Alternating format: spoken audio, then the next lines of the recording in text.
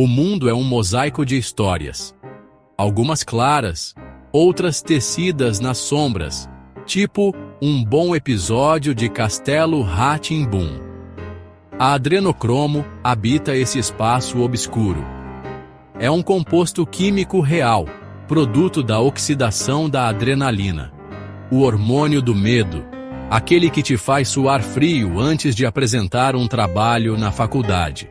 Mas sua simplicidade científica contrasta com o mito que a cerca, tipo a lenda do boto cor-de-rosa. Livros, filmes e teorias conspiratórias, igualzinho às histórias da loira do banheiro, a transformaram em símbolo de poder proibido.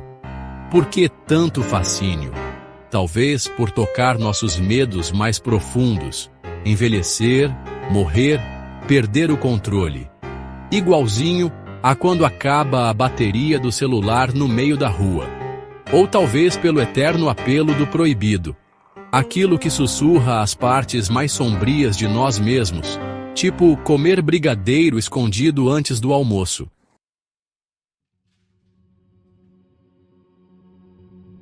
Lá nos anos 50 e 60, a adrenocromo virou assunto de pesquisa, com cientistas querendo entender como ela mexia com a cabeça da gente. Uns falavam que ela tinha a ver com transtornos mentais, tipo uma esquizofrenia. Outros achavam que era um tipo de psicodélico, que nem um chá de santo daime turbinado. Mas ninguém chegou a uma conclusão definitiva.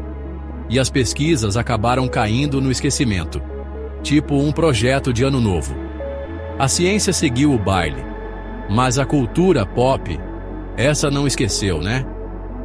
Em 1971, o Hunter S. Thompson, aquele figuraça, meteu a adrenocromo no meio da história do medo e delírio em Las Vegas, descrevendo ela como uma droga sinistra e alucinógena, tipo coisa de filme de terror.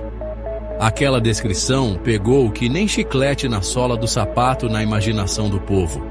A fronteira entre o que era ciência e o que era ficção começou a ficar mais embaçada do que visão de bêbado.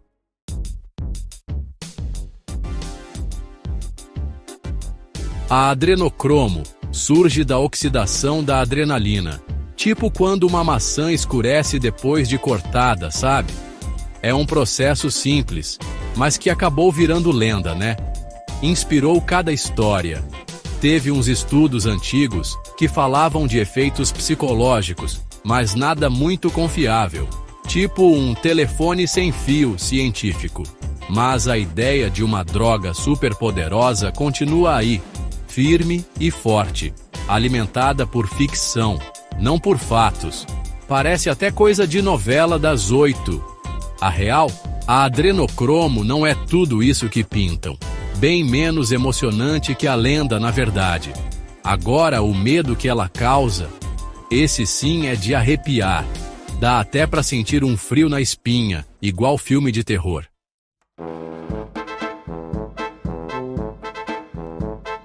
A história da adrenocromo é um alerta sobre o poder da desinformação. Tipo um telefone sem fio que saiu do controle. Ela se entrelaça com nossos medos ancestrais. Envelhecimento, morte, perder o rebolado, sabe? Aquelas coisas que ninguém quer encarar. A ideia de uma substância que concede juventude eterna ecoa mitos antigos, tipo a lenda do boto cor-de-rosa, só que bem mais gótico. De vampiros à fonte da juventude, a gente sempre buscou o elixir da longa vida. Mesmo sendo um composto comum, a adrenocromo virou símbolo de nossos desejos mais profundos, tipo ganhar na Mega Sena acumulada. E também de nossos impulsos mais sombrios, igualzinho a querer furar a fila do pão na padaria. A verdade pode ser simples, mas o mito, esse molda culturas, tipo a lenda da Iara que até hoje faz a gente pensar 2 vezes antes de nadar sozinho no rio.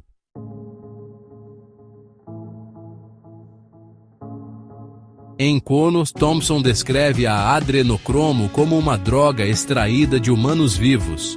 A imagem é perturbadora, e poderosa. Embora fictícia, essa descrição ressoou com uma geração marcada por guerras e desilusão, tipo a galera que viveu os anos de chumbo aqui no Brasil. O filme de 1998 reforçou o mito, levando-o ao grande público, tipo quando uma novela da Globo aborda um tema polêmico e todo mundo começa a discutir. Desde então, filmes e séries exploram temas semelhantes. A busca pela juventude eterna, como a fonte da juventude que os exploradores portugueses tanto procuravam, sacrifício, poder, igualzinho a algumas lendas indígenas brasileiras, a adrenocromo virou ícone cultural, sombrio, fascinante, inesquecível, tipo o Saci Pererê ou a Iara.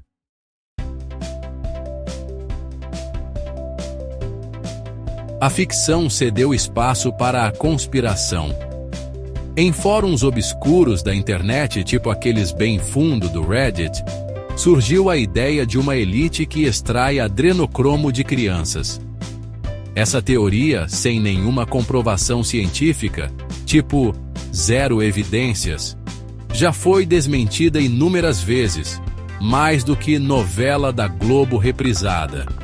Mesmo assim, ela persiste, alimentada por medo, fake news e preconceito, uma mistura explosiva. É um exemplo perigoso de como narrativas fantasiosas, tipo lendas urbanas, podem ser usadas para justificar violência, igualzinho aos boatos de Saci Pererê que assustavam a gente quando criança. E de como o medo, igual aquele filme de terror que te deixa sem dormir, pode distorcer completamente a realidade, te fazendo ver coisas que não existem.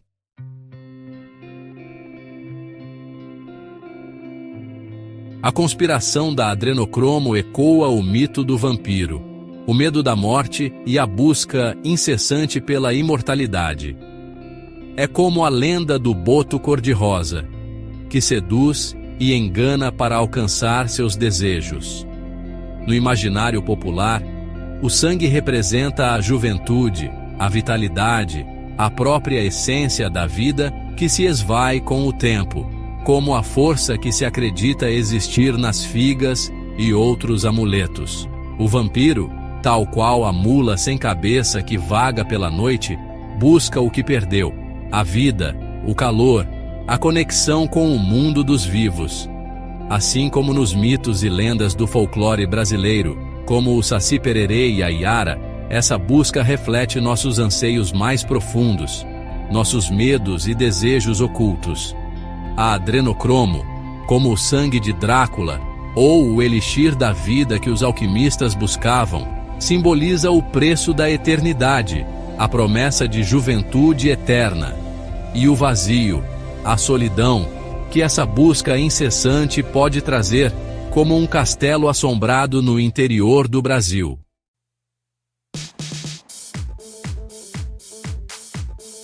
O mito da adrenocromo prospera porque mexe com medos universais: envelhecimento, decadência, o desconhecido.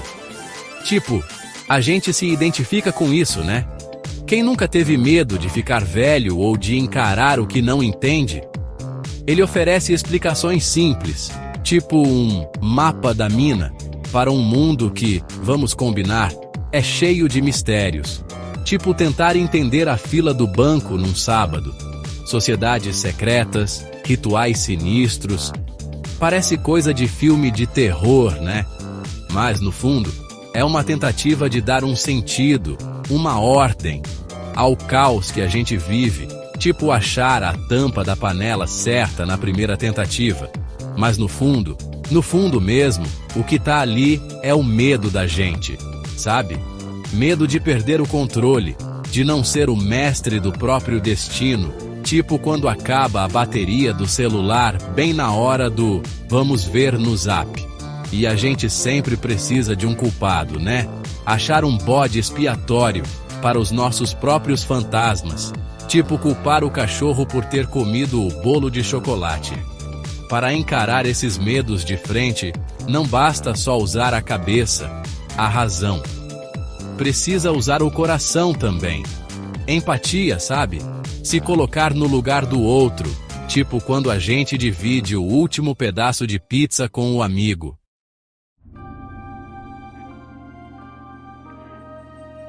Obras como O Vampiro Lestat e Drácula exploram o peso da imortalidade.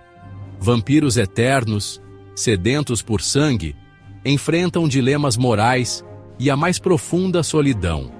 Assim como as lendas da Adrenocromo, essas histórias são alertas sobre o preço da vida eterna.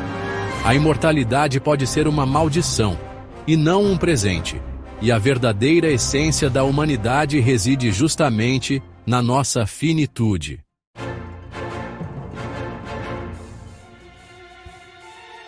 Em Fuga, do século 23, a juventude é obrigatória e a morte, programada aos 30 anos. A sociedade sacrifica a liberdade em nome da perfeição, uma verdadeira distopia, tipo um futurista. O protagonista questiona o sistema, tipo um Tiradentes do futuro, iniciando sua jornada de despertar. Assim como o mito da Adrenocromo, o filme alerta sobre os perigos do controle social extremo, igualzinho àqueles golpes que prometem dinheiro fácil. E nos lembra a busca pela juventude eterna, tipo a fonte da juventude que os exploradores portugueses tanto procuravam, pode custar nossa própria humanidade.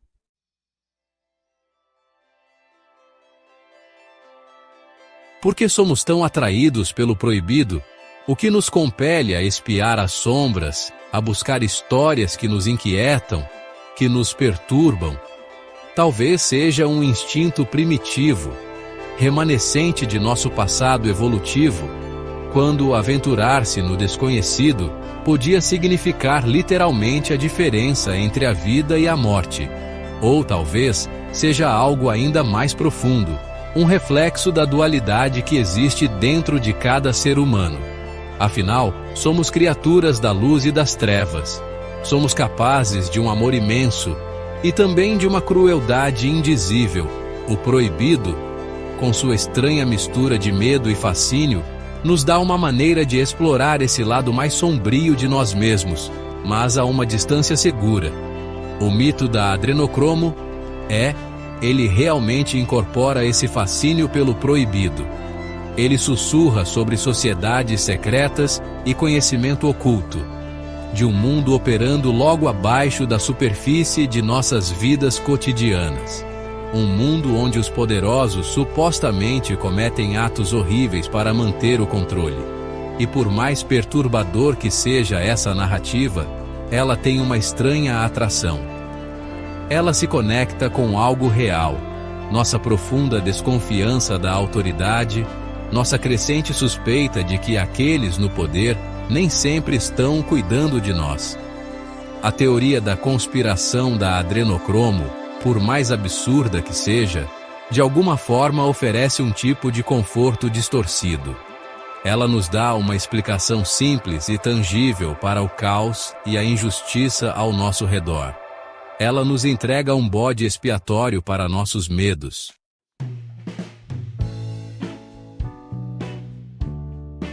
O mito do Adrenocromo, mesmo não sendo baseado em fatos, revela muito sobre quem somos, sobre nossos medos e desejos culturais.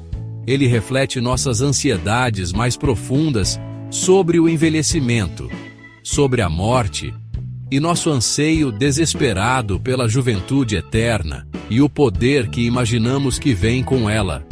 Em um mundo onde a juventude e a beleza são praticamente cultuadas, onde o envelhecimento é tratado como uma doença a ser combatida a todo custo, é quase inevitável que uma substância que supostamente concede imortalidade capture nossa imaginação. Mas há um lado mais sombrio nesse desejo, uma disposição, mesmo que apenas em fantasia, de explorar os outros, de sacrificar a inocência em busca de ganho pessoal. A ideia de que algo extraído do sangue de crianças poderia trazer vida eterna É horrível.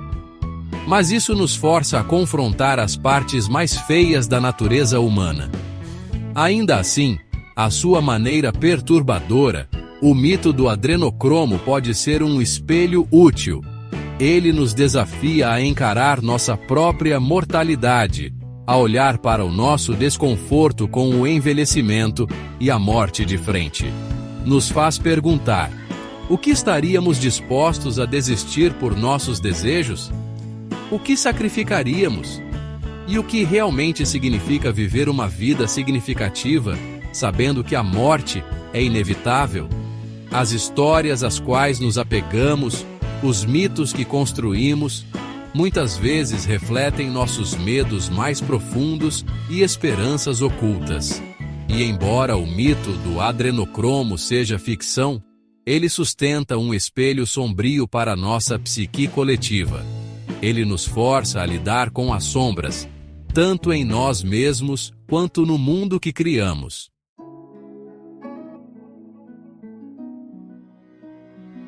O mito da adrenocromo, como todos os mitos duradouros, é um camaleão.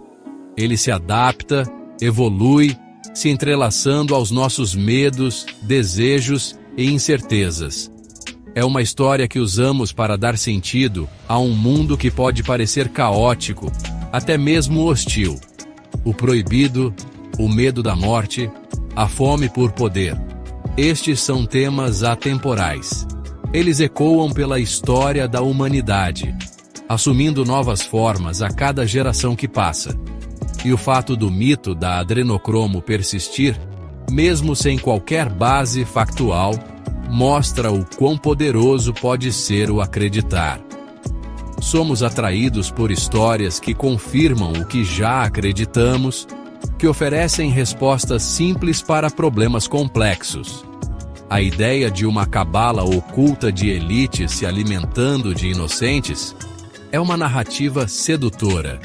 Ela nos dá um vilão para culpar, uma explicação fácil para a desigualdade e o sofrimento do mundo. Mas os mitos, por mais convincentes que sejam, podem ser perigosos. Eles podem distorcer nossas percepções, nos convencer de que inimigos se escondem nas sombras e nos levar a confundir mentiras com verdades. A teoria da conspiração da adrenocromo, com seu potencial para incitar medo, ódio e até violência, é um alerta sério. Ela nos lembra do que pode acontecer quando a crença não é questionada. No mundo de hoje, o verdadeiro desafio é aprender a navegar por esse mar de informação e desinformação. Significa pensar criticamente, questionar nossas premissas e manter o ceticismo, mesmo quando a história é tentadora.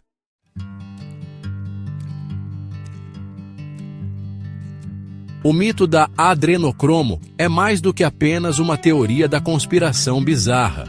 É um sintoma, um reflexo da nossa inquietação coletiva mais profunda sobre o futuro. Em uma era de tecnologia em rápida evolução, instabilidade econômica e crises ambientais, não é surpresa que as pessoas busquem narrativas que ofereçam controle, clareza, mesmo que sejam falsas. Mas as respostas reais não estão em se refugiar nas sombras da conspiração. Estão em se envolver, ativamente, cuidadosamente, com o mundo ao nosso redor.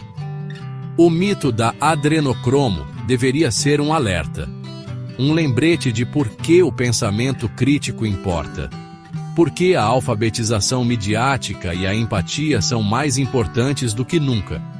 É um chamado para sermos mais criteriosos com relação às informações que consumimos, para fazer perguntas difíceis, para ouvir, realmente ouvir, aqueles com perspectivas diferentes. A verdade sobre a adrenocromo não é nem de longe tão dramática quanto a ficção, mas a história de como ela ganhou destaque cultural, essa ainda é poderosa, e é um conto de advertência que precisamos levar a sério. Isso nos mostra que todos nós somos vulneráveis à atração do mistério, ao conforto da crença. mas também nos mostra que temos o poder de escolher. Buscar a verdade, desafiar narrativas prejudiciais. No fim das contas, o mito da adrenocromo, apesar de toda a sua escuridão, nos dá a chance de refletir, para fazer perguntas melhores, para crescer e para nos tornarmos membros da sociedade mais compassivos, mais informados e mais engajados. E curta nosso canal, galera. Mistérios e Verdades. Bora se inscrever. Fui!